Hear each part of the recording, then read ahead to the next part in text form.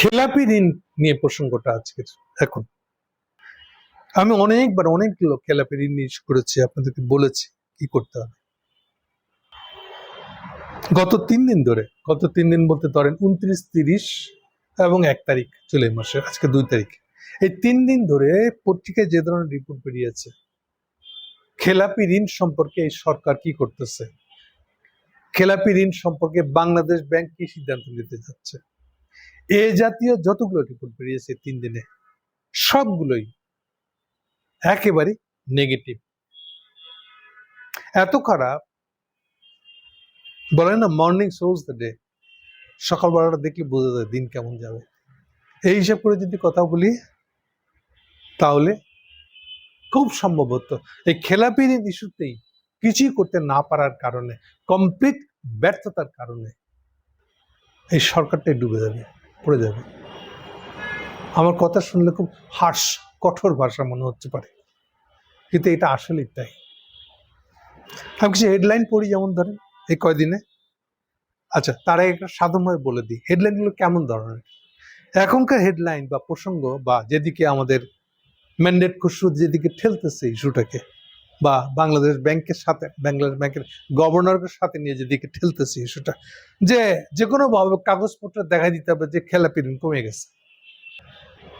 প্রথমত এটা দেখানোর ইস্যু না, রিয়েলি এটা মেন করে, তবে রিয়েলি ঘটাইতে হবে, খেলাপি ঋণ উদ্ধার করতে হবে।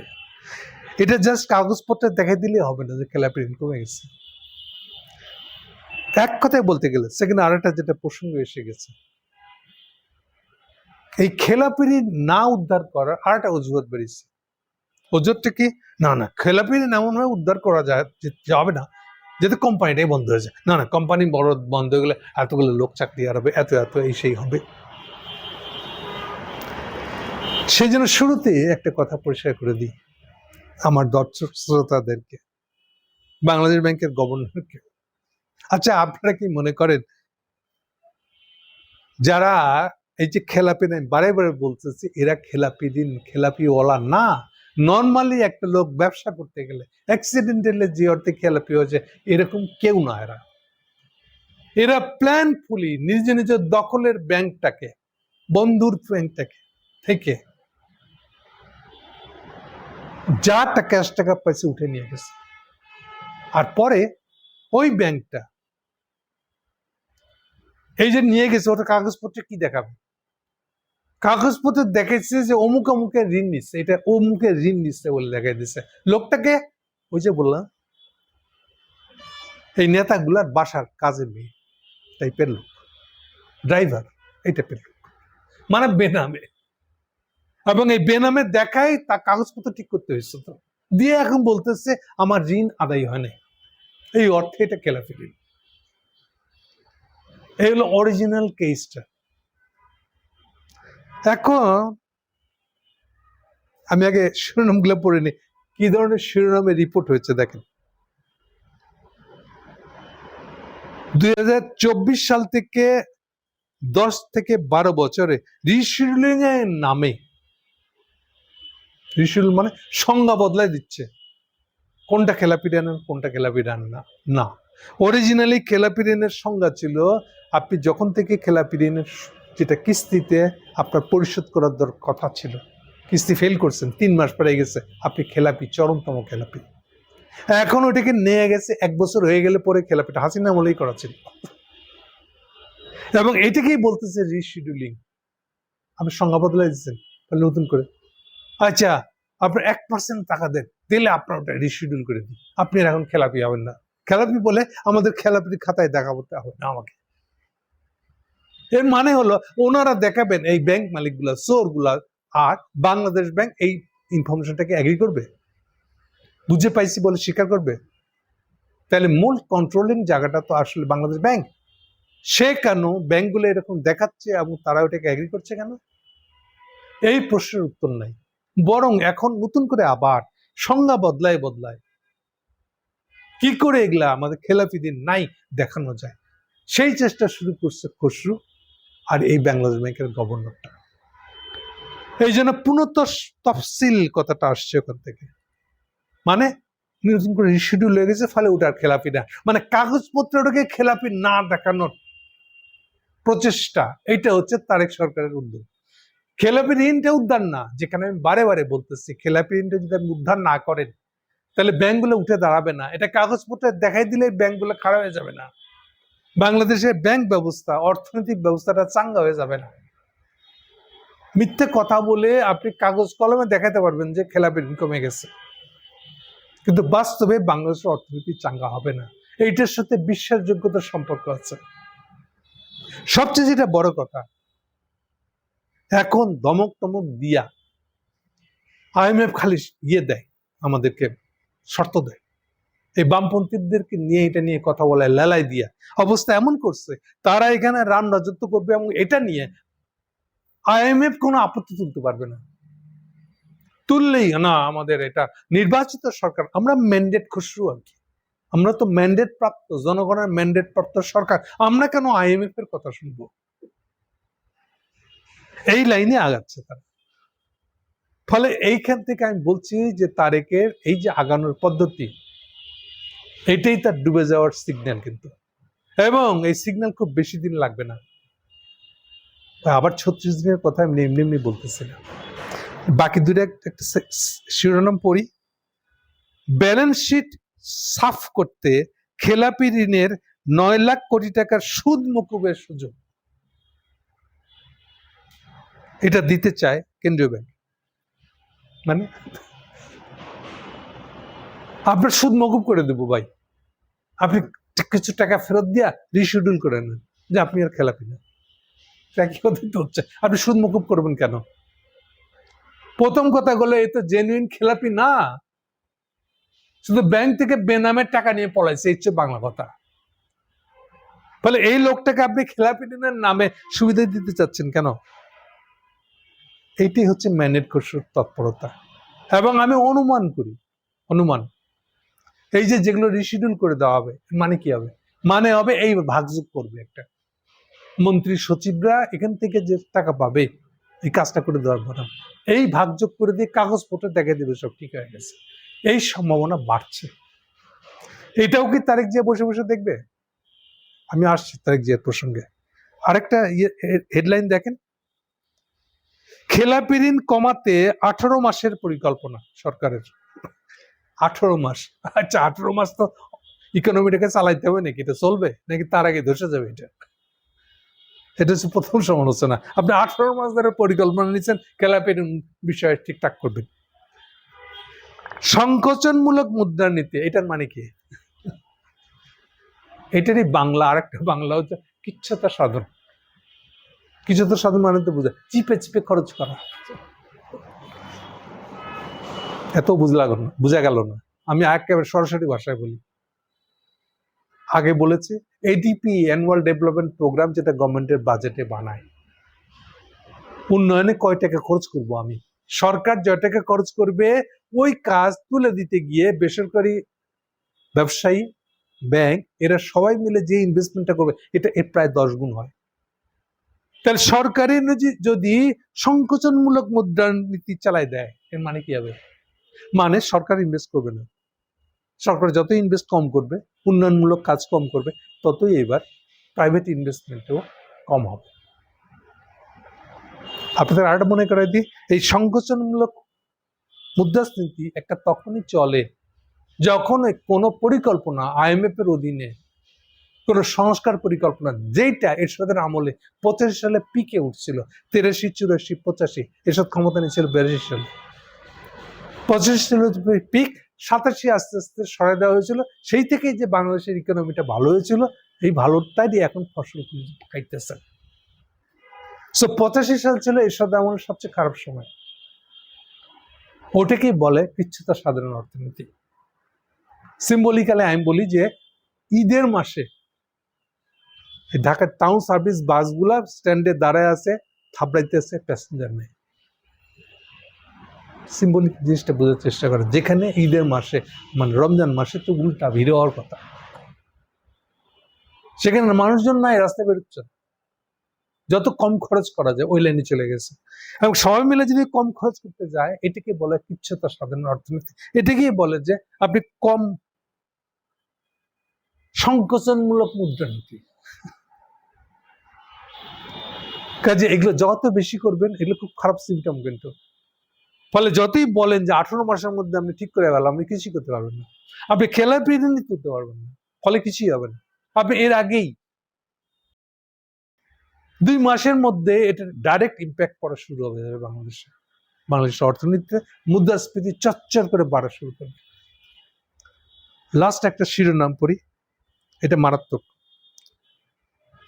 ব্যাংক কোম্পানি আইন থেকে অব্যাহতি পেলেন আমাদের দরবেশ বাবাজি বেক্সিমকোর শাইনপুকুর সিরামিক্স। ঘটনাটা কি, এটা দিয়ে শুরু করি এবার। ঘটনা হচ্ছে যে আমাদের দরবেশ সরকারি ব্যাংক সোনালী ব্যাংক, এটা খায়েও বোধহয় কিছু থাকে কখনো, এটা কিছু নাই, সব শেষ করে দিচ্ছে। সোনালী ব্যাংক থেকে যত খুশি তত সে লোন নিয়ে গেছে। ফাইনালি সোনালী ব্যাংকে এখন কোনো এক্সিস্টেন্স নাই অলমোস্ট, এটা জাস্ট সরকারি কিছু ব্যাংক বলে তৎপরতা চলতেছে। এগুলো ফোকলা করে দেওয়া, খাইয়ে ফোকলা করে দেওয়া বেক্সিমকো তার দরবেশ কেন এরকম করেছে কথা বোঝার চেষ্টা করেন। একটা খালি উদাহরণ দিব, বাকিটা আন্দাজ করে দিবেন। রেহানা লন্ডনে যে বাড়িটাতে থাকে, ওই বাড়িটা হাসিনার হয়ে কিনে দিয়েছে, হাসিনা থেকে চুরি করার সুযোগ দিয়েছে, আর ওই চুরির টাকা দিয়ে সে লন্ডনে নিয়ে গিয়ে নিজের ছেলের নামে একটা বাড়ি কিনছে। এই বাড়িতে এখন রেহানা তার মেয়েরা সহ যে বিরাট বাড়িতে থাকে লন্ডনে, এই বাড়িটা হলো ফর্মালি আনুষ্ঠানিকভাবে লন্ডনে দেখানো আছে এইটা হলো দরবেশের ছেলের নামে কেনা সম্পত্তি। আর এই সম্পত্তি বিনা ভাড়ায়, অদ্ভুত, বিনা ভাড়ায় এটা ভোগ করে রেহানা এবং তার সন্তান। এখন বলেন, যে লোকটা প্রধানমন্ত্রীকে এই ধরনের ফেভার করে, এই লোকটা কি ব্যাংকের কোনো নিয়ম কানুন আইন মানবে? যে লোকটাকে হাসিনা পাঠায় আমেরিকার সাথে নেগোশিয়েট করতে শেষের দিকে, 24 সালের শুরুর দিকে, সেই লোকটা কি ব্যাংকের আইন কানুন মানবে? ইভেন 12 সালের দিকে সরাসরি গিয়ে বাংলাদেশ ব্যাংকের গভর্নর তখন ছিল এই রাখাল বালক, রাখাল বালককে গিয়ে ধমকাইছে তার অফিসে ঢুকে ওপেনলি। এই হলো আমাদের দরবেশ বেক্সিমকোর মালিক। ফলে তার সে লোন পাওয়ারই যোগ্য না, শুধু তাই না, তার অধীনস্থ বেক্সিমকো গ্রুপের অধীনস্থ কোনো কোম্পানি কোনো ব্যাংকে এলসি করতে পারে না আইন অনুযায়ী। খসরু একটা বিশেষ আইন দেখায় এটা মাফ করে দিচ্ছে এইরকম। এই জন্য এখন এই বেক্সিমকো সিরামিক্স এলসি করতে পারবে ওই সোনালী ব্যাংক থেকে। লেখা আছে নিচে আবার বাংলাদেশের অর্থমন্ত্রী, অর্থ মন্ত্রণালয় এইসবের দায় দায়িত্ব নেবে না কিন্তু। আচ্ছা, তো দায় দায়িত্ব নিবেন না, তাহলে এটাকে অ্যালাউ করছেন কেন? যুক্তিটা কি? যুক্তিটা অদ্ভুত যুক্তি। এরা ইচ্ছাকৃত খেলাপি না, বুঝছেন কেন? এটা তো আমি নিজে করি নাই, এটা তো বেক্সিমকো সিরামিক্স নিজে করেন। ভাই আমার গ্রুপ করছে, আমি তো না। আচ্ছা, তা আপনি কি গ্রুপের বাইরে? গ্রুপের নামে যখন এই দরবেশ যখন টাকা চুরি করে নিয়ে আসছে, তার ভাগে আপনারা নেন নাই? এখন যেমনি একটা পাশ কাটায়, মানে এই যে ভিতরে ঢুকতেছেন আপনি, এগুলো কি তার মানে এই খসরু আর বাংলাদেশ ব্যাংকের গভর্নর এদেরকে ঘুষ দেওয়ার ব্যবস্থা করেছেন? তাহলে এই রাস্তাটা খুলতেছে খেলাপিটি উদ্ধারের নামে। শেয়ার দেন, ব্যবস্থা করে দেবানি, এটা এরকম। শেষ কথাটা বলে ক্লোজ করব, এটা পার্সোনালি বলতেছি না তারেক জিয়াকে। এটা হতেই পারে যে প্রাইম মিনিস্টার ইকোনমিক্স খুব ভালো বোঝেন না। Does it matters? উত্তর হলো যে না। প্রমাণ প্রমাণ হলো খালেদা জিয়া তিনবারের প্রধানমন্ত্রী। আচ্ছা, খালেদা জিয়ার কখনো সমস্যা হয়েছে অর্থনীতি বুঝতে? উনি তো ওনার মতন করে বুঝছেন নাকি? তাহলে কিছু জিনিস তো বোঝাই যায়। আর এই যে উপদেষ্টা গুলো রাখছেন তাহলে কি জন্য? তারেক জিয়াকে বলছেন, আপনি এমন লোককে রাখবেন না যে আপনি কোনো পরামর্শ দিতে পারে না, এবং দায়িত্ব নিয়ে পরামর্শ দিতে হবে। ইচ্ছা মতন আপনার মনে আসলে উনি বলে দিলেন, এটা হবে না। যে দায়িত্ব নিতে পারবে একমাত্র তাকেই পরামর্শ রাখবেন। এইবার আপনি নিজের মতন করে বুঝেন, এটা লেমানের মতন বুঝেন, কোনো অসুবিধা নেই। এই যে আমি যে অর্থে বলতেছি, কেন এই খেলাপি ঋণটা এইভাবে এই এই এই বেক্সিমকোকে দেওয়া যাবে না কেন? কথাটা সোজা। যেই লোকের সম্পত্তিগুলো যেহেতু তারা ইচ্ছা করে করেছে, এটা ইচ্ছাকৃত না তা না, এটা মিথ্যে কথা। ফলে এদের উচিত, আপনার একটাই পথ আছে এখন, তাদের সম্পত্তি বিক্রি করে দিয়ে টাকা উদ্ধার। আপনি সেটা না করে ওদেরকে সুযোগ সুবিধা দিয়ে দিয়ে কারখানা বন্ধ, কারখানা তো তারাই বন্ধ করে দিয়ে গেছে এই বেক্সিমকো। আশুলিয়ার রাস্তার দুই পাশে তাদের যতগুলো কোম্পানি আছে, একটারও বেতন দেয় না।